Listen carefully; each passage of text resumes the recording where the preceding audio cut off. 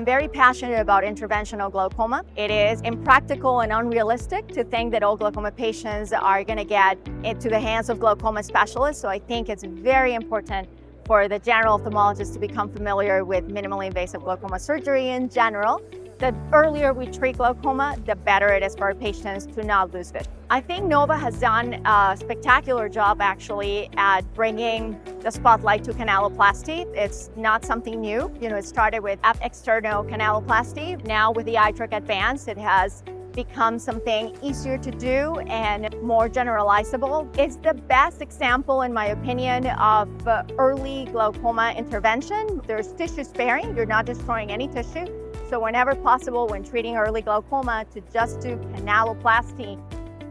The iTrack you are in a situation where you need the collaboration of your scrub technician. So I think that getting the team all on board is very important, so they know exactly what you're doing. As they're injecting, as they're rolling and injecting the viscoelastic and counting, you're both in sync. And I feel that perhaps some colleagues might see that as a deterrent, and I've seen in my own practice how, yes, of course, it takes a little bit more setup, it's a little more complex, but I feel that engages the team quite well, and my team actually enjoys being part of it and visualizing also the illumination of the catheter.